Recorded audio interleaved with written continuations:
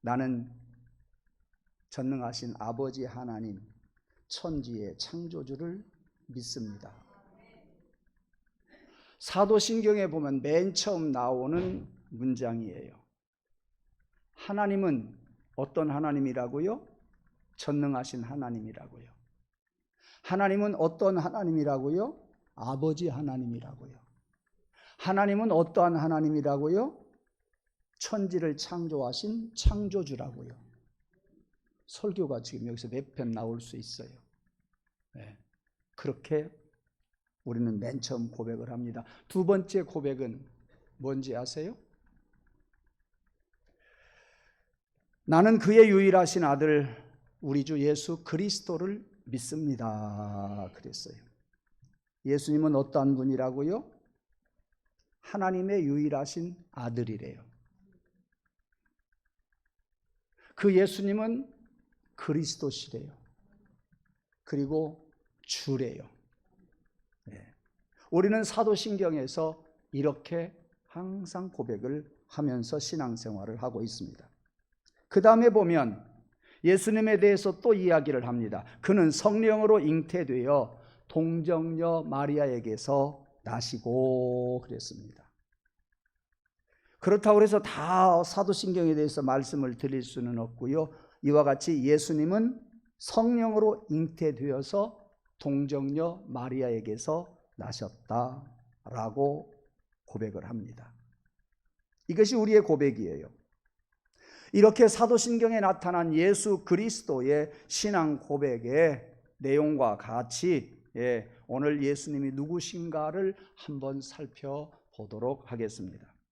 첫째, 예수님은 예수라는 이름을 한번 생각해 보겠습니다. 예수라는 이름은 영어로 뭐라 그래요? 지저스라고 이야기합니다. 소문자가 아니라 대문자로 지저스 이야기해요. 그러면 예수를 헬라어로 뭐라고 하는지 아세요? 모르죠? 내가 오늘 설교 이렇게 준비하기 잘했어요. 헬라어가 예수예요. 헬라어가 예수예요. 그러면 구약 성경에 쓰여진 히브리어로는 예수를 뭐라 그래요? 여호수아예요.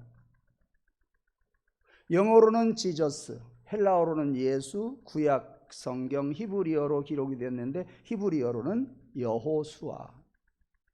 성경에 구약에 여호수아라는 이름이 많이 나오고 있어요. 무슨 말이냐면 예수라는 이름은 한 사람의 이름이에요. 고유 명사다 그 말씀이에요. 그런데 그 뜻은 뭐냐? 구원이라는 뜻이에요. 예수님께서 태어나실 때 예수라는 이름을 붙여준 이유는 세상에 가서 모든 인류를 구원하라 하시는 하나님의 명령이었어요. 여러분 이름 누가 지어줬어요? 허성훈 권사님 이름 누가 지어줬어요? 아버지가 지어줬죠? 그래서 서운하지요? 서운해요. 여러분 다 부모들이 지어줬죠? 목사님 저는 쌀 한 가마니 주고 이름 짓는 사람이 지어줬어요. 그런 사람도 있을 거예요. 예수님의 이름은 누가 지어줬어요? 하나님이 지어주셨어요. 제가 1월 셋째 주부터 3주간 계속 말씀을 드린 것이 바로 이 말씀이거든요. 누가복음 1장 30절에 이렇게 말씀하고 있어요. 마리아야 무서워하지 말라. 네가 하나님의 은혜를 입었느니라.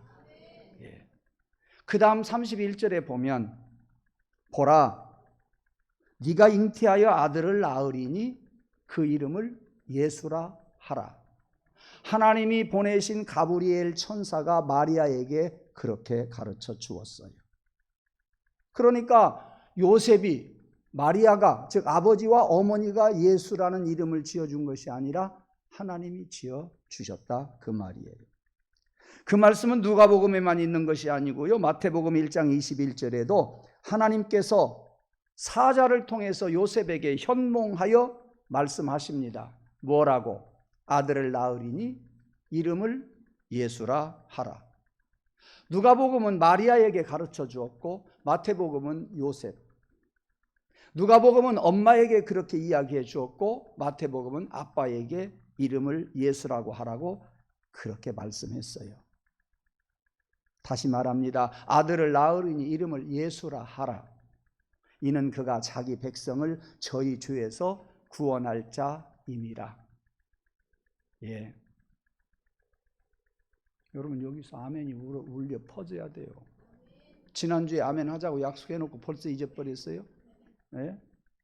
이와 같이 하나님께서 구원이라는 뜻을 가진 예수라는 이름을 붙여주실 때는 예수님이 구원의 주로 이 땅에 오실 것을 가르쳐 주신 거예요. 두 번째 생각해야 할 것은 그리스도라는 예수님의 이름이에요. 그리스도는 개인의 이름이 아니에요. 여러분 제 이름을 이충일이라고 하지요. 우리 교단에서 우리 교회에서 그 뒤에다가 뭐라고 직분을 붙여요? 목사라는 직분을 붙여요. 그러니까 예수는 이충일 이름이라는 이름과 똑같고요. 이충일 목사 하면 직분이지요. 그리스도가 바로 직분이에요. 그러니까 예수 그리스도, 이충일 목사 이렇게 아시면 되겠습니다. 그러니까 예수 그리스도라는 말은 헬라어예요. 그러면 히브리어는 그리스도를 뭐라고 하느냐? 여러분이 알아요. 메시아입니다. 그러니까 예수하고 그리스도는 헬라어고 여호수아하고 메시아는 히브리어예요. 예. 그런데 이 그리스도라고 하는 말의 뜻은 뭐예요? 기름 부음을 받은 자라는 뜻이에요. 유대 사람들이 기름을 부어서 직분을 줍니다. 그 직분 세 가지가 있는데 무엇이에요? 왕을 세울 때, 제사장 직분을 줄 때, 선지자 직분을 줄 때 기름 부어서 그렇게 직분자를 세웁니다. 이 메시아라고 하는 말을 한마디로 또 번역을 하자고 한다고 하면 구세주라는 이야기예요. 인류를 구원해 주실 분이라는 그런 뜻이지요. 유대인들은 오랜 역사를 두고 자기들 가운데 메시아가 오기를 기대했어요. 그래서 예수님이 오셔서, 즉 메시아가 오셔서 당신이 메시아임을 가르쳐 주지만 많은 유대인들이 거절을 해요. 지금까지 거절을 합니다. 네. 그러나 믿음 있는 사람들은 예수님의 말씀을 듣고 아, 저분이 메시아이시다, 나의 구세주이시다 라고 믿는 사람들도 많고요. 그리고 메시아임을 확신하면서 신앙생활을 하는 사람들이 많이 있습니다. 한마디로 말하면 우리 기독교의 핵심은 무엇이냐? 예수 그리스도를 구주로 믿는 것입니다. 아멘. 예수 그리스도를 메시아로 믿는 것입니다. 예수 그리스도가 나의 구원자임을 믿는 것이 우리 기독교의 가장 핵 중의 핵이에요. 진수라 그 말씀이에요. 예. 마태복음 16장에 보면 많은 사람들이 소문나는 예수님을 이야기하기를 여러 말로 이야기를 해요. 모세라고 하는 사람이 있고 엘리야라고 하는 사람도 있고 선지자 중에 한 사람이라고 하는 사람도 있는데, 그러면 너희들은 나를 무엇이라고 하느냐? 그때 베드로가 얼른 대답합니다. 주는 그리스도시요 살아계신 하나님의 아들이십니다. 그랬어요. 이런 베드로의 대고백을 들으신 하나님이 얼마나 좋았는지 몰라요. 마음이 확 들었어요. 그리고 이렇게 축복해요. 예, 바요나 시몬아, 네가 복이 있다. 이것을 너에게 알게 하신 이는 혈육이 아니요 하늘에 계시는 내 아버지시니라. 이 반석 위에 내 교회를 세우리니 음부의 권세가 틈타지 못하리라. 이 열쇠를 가지고 네가 닫으면 열 자가 없고 열면 닫을 자가 없으리라.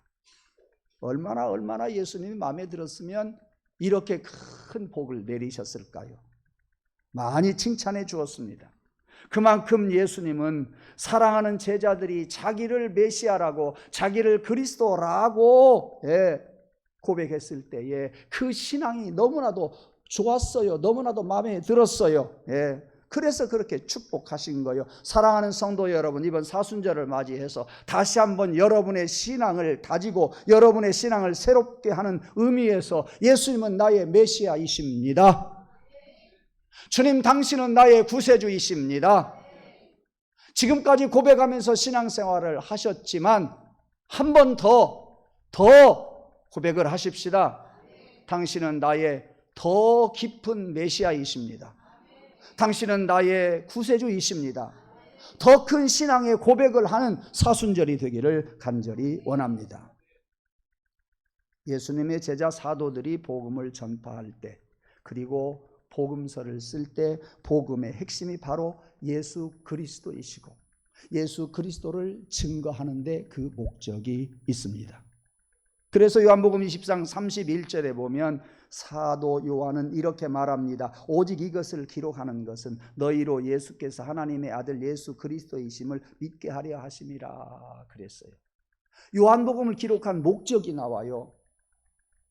20장 31절에 그 목적이 나온다니까요. 그것은 너희들이 하나님의 아들 예수 그리스도가, 하나님의 아들 예수가 그리스도임을 믿게 하기 위해서 이 글을 썼다. 여러분들, 다시 한번 제가 말씀드린 것처럼 예수님은 그리스도시라고 베드로와 같이 더 깊은 신앙으로 고백하는 그런 이 사순절 절기가 되기를 원합니다. 이렇게 기독교 신앙의 중심은 예수님은 그리스도시다, 예수님은 메시아입니다 라고 믿는 더 큰 믿음을 가지는 그런 절기이어야 합니다. 예수님은 구세주이십니다 라고 더 큰 고백을 예수님께 할 수 있기를 바랍니다. 세 번째로 생각할 것은 예수님은 성령으로 잉태하셨습니다. 마태복음 1장 18절에 보면 마리아와 요셉이 동거하기 전에 마리아의 몸에서 성령으로 잉태된 것이 드러났다 그랬어요. 결혼한 게 아니에요. 요셉과 마리아가 동침하지 아니했어요. 요셉은 기분 나빴어요. 그래서 19절 다음에 19절에 보면 가만히 끊고자 했어요. 멋지잖아요. 문제가 생겼어요. 여러분, 이것만큼 큰 문제가 뭐 있겠어요. 그런데 요셉은 가만히 끊고자 했을 때에 20절 주의 사자가 현몽하여 이르되 마리아야, 요셉아, 마리아 데려오기를 무서워하지 말라. 그는 성령으로 잉태되었다. 그렇게 말씀했어요. 성령으로 예수님이 잉태하셨다고 하는 말씀이 무슨 말씀이냐면 육으로 잉태한 것이 아니라 성령으로 잉태하셨다는 말은 예수님이 하나님과 똑같은 신성을 가지셨다 그 말씀이에요. 요한복음 오늘 본문 1절에서부터 쭉 18절까지 봐야 되는데 시간상 14절부터만 읽어드렸습니다. 2절에 보니까 예수님은 태초에 하나님과 함께 계신 분, 만물이 그로 말미암아 지은 바 되었다고 그랬고 모든 것이 예수로 말미암아 창조되었다고 말씀하고 있습니다. 예수님은 처음부터 계셨고 예수님은 하나님과 함께 천지를 창조하신 분이라고 가르쳐 주었다. 즉 예수님은 하나님이시다 그 말이에요. 예수님이 신성을 가지신 분임을, 완전한 신성을 가지신 분임을 가르쳐 주었습니다. 그러니까 하나님께서 마리아의 몸을 빌려서 인간의 모습으로 태어나셨어요. 쉽게 말씀을 드리면 하나님께서 우리에게 하나님을 보여주고 싶은데, 하나님의 사랑이 무엇인가 하는 것을 알려주고 싶은데 우리가 깨달을 수 있도록 육신의 몸을 입으신 예수님을 이 땅으로 보내셨다 그 말이요. 어디에 계셨는데? 하나님과 함께 계셨는데 육신의 몸을 입고 오도록 하셨다 그 말씀이에요.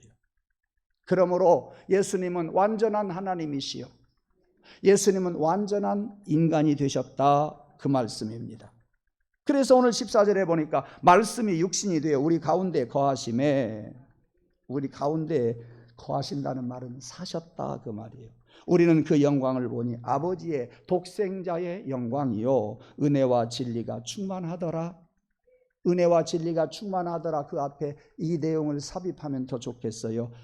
예수님 안에 은혜와 진리가 충만하더라. 예, 그렇게 번역을 해놓은 성경이 있습니다. 하나님께서 육체를 가지고 이 땅에 오셔서 사시는 분이 바로 예수 그리스도시니 예수님 보고 하나님을 알기를 원합니다. 예수님을 보면서 하나님을 보고자 하는 어리석은 자가 되지 않기를 원합니다. 예수님 바라보면서 하나님을 배우시기를 간절히 소원합니다. 예수님은 완전한 하나님이시기 때문입니다. 사도신경 아까 말했지요. 사도신경 다음으로 오래된 세계 모든 교회가 신앙을 고백하는 신조가 있어요. 그게 니케야 신조입니다. 이 니케야 이야기를 저는 여러분들에게 1년에 한 너댓 차례 이야기한 것 같아요. AD 325년 니케야 종교회의에서 이 신조를 제정하게 되었지요. 예수님에 대해서, 그리스도에 대해서 다음과 같이 정리를 하게 됩니다. 한번 길지만 들어보세요. 하나님의 독생자시요. 누가? 예수님은 하나님의 외아들 독생자예요. 독생자라고 말했어요. 모든 시간 이전에 아버지로부터 독생하시고, 모든 시간 이전 처음부터 빛으로 오신 빛이요, 참 하나님으로부터 나신 참 하나님이시요, 그는 출생하셨지 창조된 분이 아니다. 그는 우리가 볼 때 출생하셨지 창조된 분이 아니다. 왜? 그분은 창조하시는 분이에요. 예. 아버지와 동질이시며 그로 말미암아 만물이 창조되었고 인간의 구원을 위하여 하늘로부터 내려오신 분이다. 이렇게 정의를 내려놓고 있습니다. 이와 같이 예수 그리스도는 완전한 하나님이십니다. 예수님은 완전한 신성을 지니신 분이에요. 즉 신의 본성을 지니신 분이다, 그 말씀이에요. 네 번째, 예수님은 동정녀 마리아의 몸에서 태어났어요. 여인의 몸에서 태어났어요. 그래서 가브리엘 천사가 은혜를 받은 자여, 세상에서 제일 큰 복을 받은 여인이 누굴까요? 예수를 낳은 마리아 아니겠어요? 은혜를 받은 자여, 이렇게 말하고 있어요.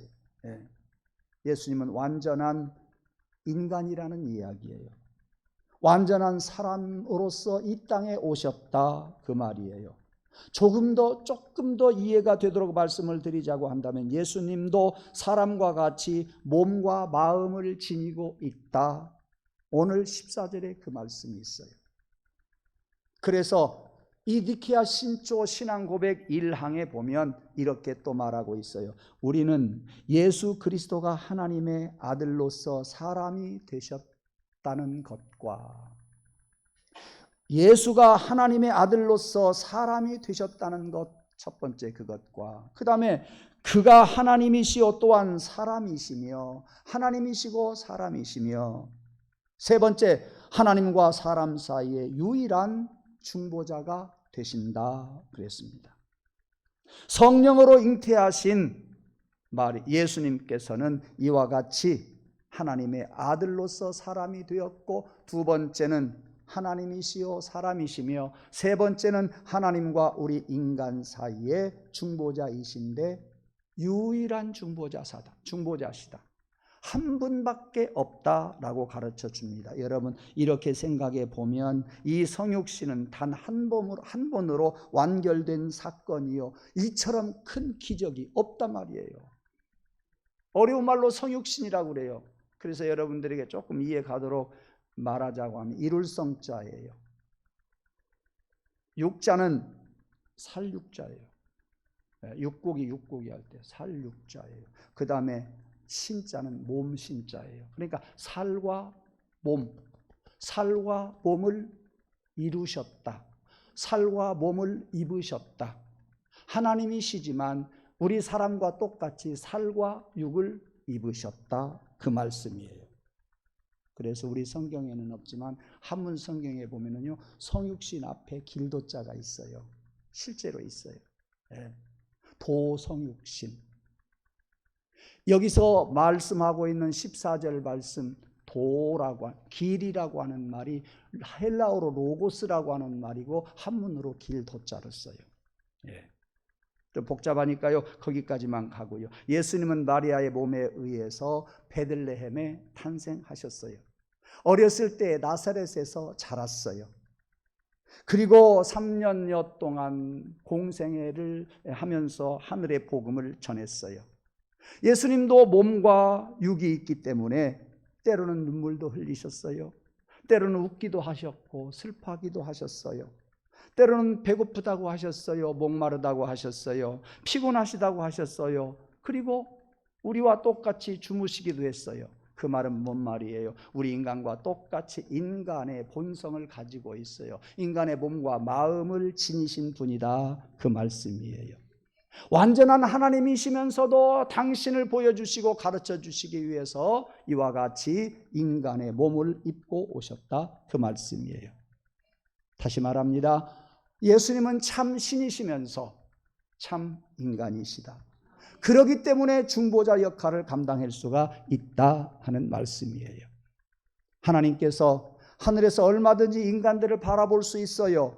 인간을 이해하시고 인간을 관찰하시고 인간을 사랑하시고 인간을 구원해 주실 수 있어요. 그러나 하나님께서 직접 인간의 몸으로 인간의 모습으로 오셔서 인간들과 똑같이 뒹굴고 똑같이 슬퍼하고 똑같이 즐거워하고 사람들과 같이 생활하면서 인간 편에 서서 우리 인간들을 이해하고 인간들을 돌보아 주시고 인간들을 위해서 십자가에 달려 우리를 구원해 주셨습니다. 하나님께서 이렇게 인간의 모습으로 오셔서 우리 인간들과 똑같이 희노애락을 겪으면서 인간을 사랑하셨다고 하는 이야기입니다. 그것은 하나님의 큰 사랑이에요.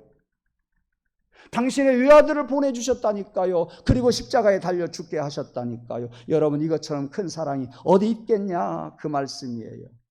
이 땅에 오신 예수님은 어떤 일을 하셨어요? 예수님의 사역이 무엇이었습니까? 한마디로 드리면 중보자 역할을 하셨어요. 환자 고친 거, 죽은 자 살린 거, 그것이 중요한 게 아니고요. 하나님과 우리 인간의 사이에 중보자 역할을 하셨어요. 제가 가끔 드리는 말씀처럼 십자가, 저 위에서 아래로 내려오는 저 십자가는 하나님과 우리 인간의 중보자가 십자가다. 하나님과 우리 인간의 중보자가 예수님이시다. 하나님과 우리 사이에 죄악으로 딱 막혔는데 예수님이 오셔서 저 길을 열어놓으셨다. 유일하게 예수님 한 분밖에 없다 하는 것을 우리는 지금 신앙하면서 생활하고 있습니다. 사랑하는 성도 여러분, 여기에서 저는 나아가서 또 말씀을 드리고 싶어요. 십자가 두 달개가 있습니다. 수평 십자가입니다. 하나님과 우리 인간 사이에서 예수님이 십자가에 달려 죽으심으로 중보자 역할을 감당하셨는데, 또 하나의 의미는 사람과 사람 사이에서도 예수님이 중보자 역할을 하신다. 사람과 사람 사이에서도 예수님은 중보자 역할을 하시는데 어찌 그럴 수 있었느냐? 당신이 죽으심으로 그러실 수 있다. 당신이 피 흘려 죽으심으로 그 일이 가능했다. 다시 말하면 우리 인간과 인간 사이에 서로 중보 역할을 하라고, 서로 화해하라고, 서로 사랑하라고, 서로 용서하라고 우리 주님이 본을 먼저 보여주셨다, 그 말이에요. 예수의 피밖에 없고요. 여러분, 십자가에 달려서 예수님이 고난 당하신 이유는 이제 하나님과 우리 사이에 죄의 담을 헐어놓았으니 너희들끼리 죄의 담을 헐어라. 너희들끼리 서로 용서해라. 너희들끼리 서로 회복되기를 원한다.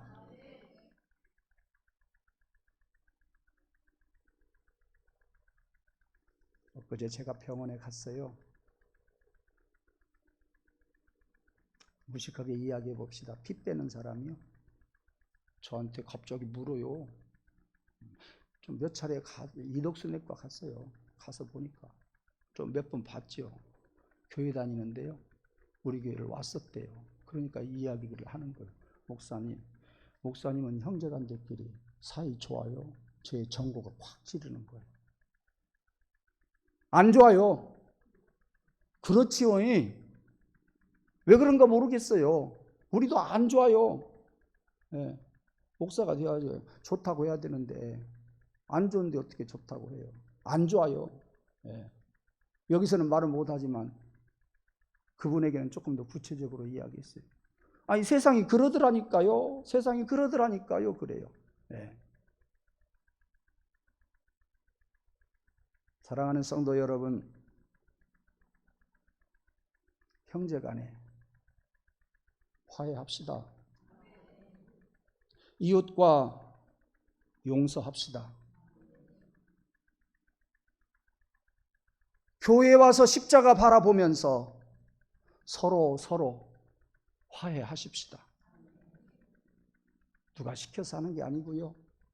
주님의 십자가 바라보면 주님이 그것 때문에 십자가 달리셨고 하나님과 우리 인간과 소통하도록 해주셨으니 이제 우리의 숙제는 인간과 인간이 소통하는 일이다. 여러분의 의지 가지고 여러분의 뜻 가지고 안 되겠거든. 십자가 바라보면서 주님 화해하게 해주세요.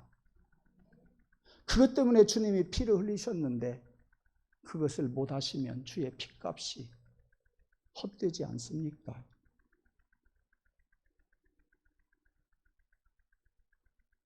저는 화해하려고 해봤어요. 상대방이 안 된다고 하니까 안 되네요.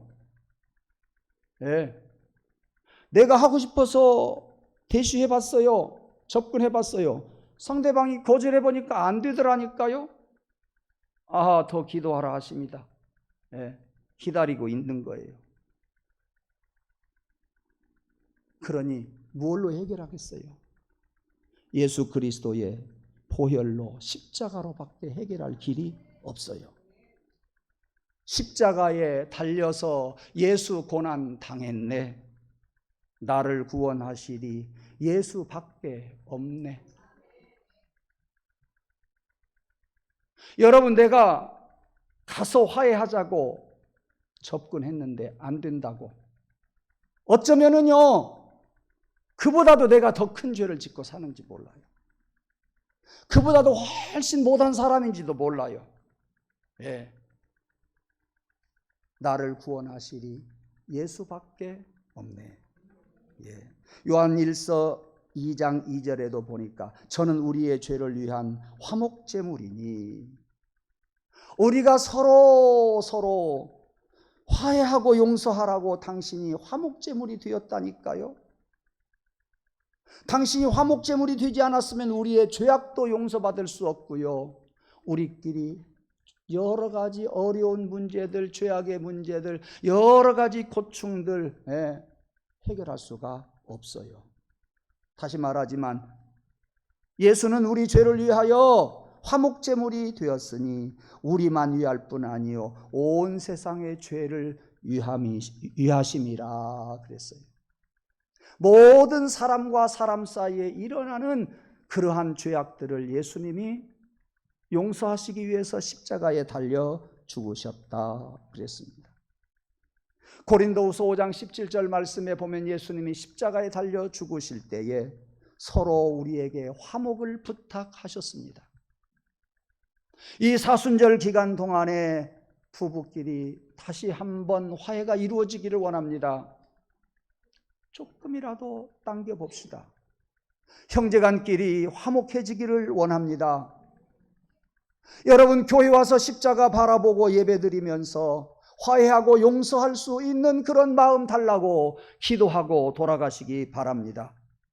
아니, 내가 어떻게 그 사람을 용서할 수 있는 자격이라도 있겠습니까? 나도 용서받을 사람입니다. 그래요, 하나님, 나도 내 의 앞에서 다른 사람들을 정죄한 거 용서해 주시고, 하나님, 나도 용서해 주시고, 저 사람으로부터 나도 용서받게 하시고, 나도 그 사람 용서하게 하소서. 부부와 형제와 성도와 그리고 직장의 동료들과 이웃들, 네 허물보다 내 허물이 더 크다. 주님 용서하여 주시옵소서. 예. 이렇게 할 때 여러분의 마음을 보시고 하나님께서 그 마음을 열어주실 줄로 믿습니다. 내 마음도 열어주시고 상대방의 마음도 열어주시고 평화의 중보자, 용서의 중보자, 죄악의 중보자 그 예수님을 바라보면서 여러분들이 용서하기를 노력하십시오.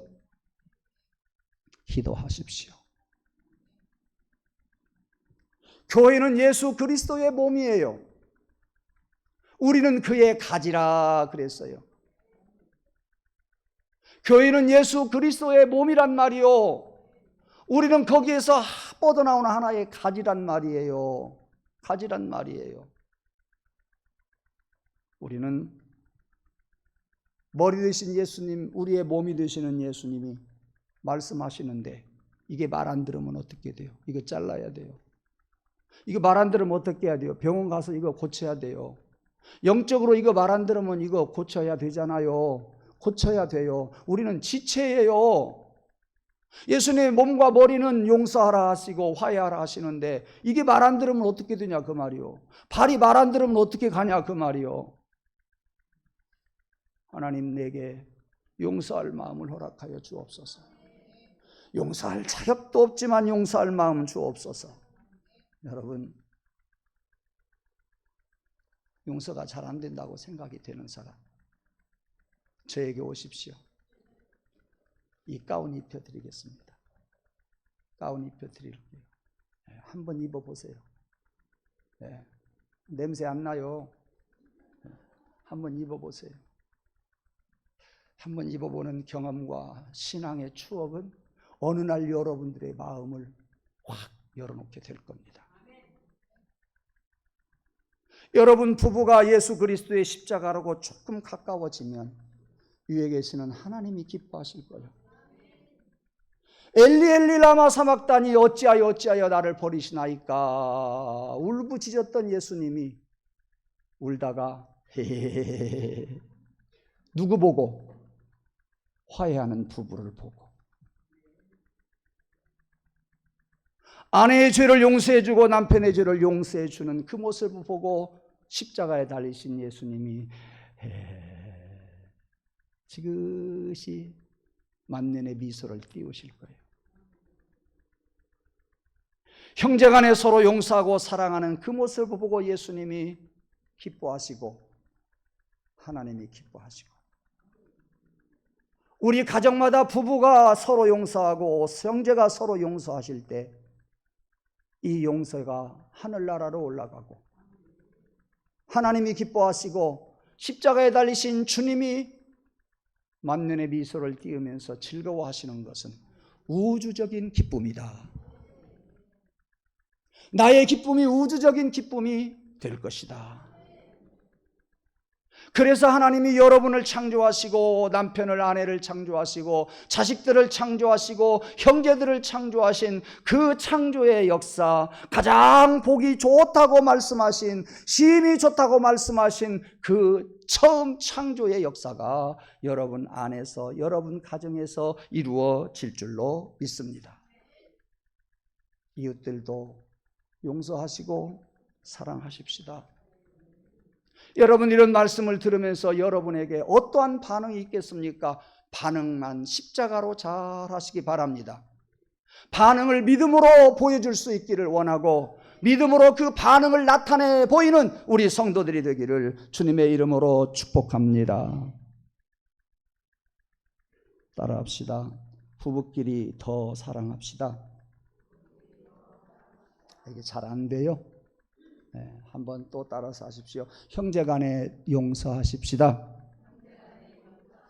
이웃들과 화목합시다. 예, 하늘을 보아도 하나님과 같이 즐거워할 수 있습니다. 십자가를 보고 우리는 주님의 얼굴을 연상할 수 있을 겁니다. 그리고 가족을 보고 이웃들을 보고 동료들을 보고 형제들을 보면서 우리 속에 수십 년 얽혀 있었던 것들 다 녹아내리기를, 다 핍절되기를, 예수 그리스도의 보혈로 다 소멸되기를 주님의 이름으로 축원합니다. 기도하시죠. 하나님, 저희들 우리의 의지 가지고 안 됨을 고백합니다. 용서할 마음 주옵소서. 화해할 마음 주옵소서. 우리 주님이 십자가에 달려 죽으신 가장 큰 이유가 우리의 죄악을 담당하시고 우리를 화해하게 하시고 또 우리가 하나님 앞에 막혀있는 담을 헐어버리려고 십자가에 달려 죽으신 줄 믿습니다. 주님, 그러한 주님의 보혈이, 십자가가, 주님의 죽음이 헛되지 않게 하여 주옵소서. 내게서 죄악을 용서할 수 있는 믿음 있게 하시고 내게서 화해하고자 하는 마음 허락하여 주옵소서. 이것들을 방해하고 있는 악한 것들 다 물러갈지어다. 늘 사랑하고자 하는 마음 잊지 않게 해 주옵소서. 하나님이 주시는 십자가 보혈 가지고 부부를 대하고 형제를 대하고 성도를 대하고 이웃들을 대하게 하옵소서. 예수님 이름으로 기도드리옵나이다. 아멘.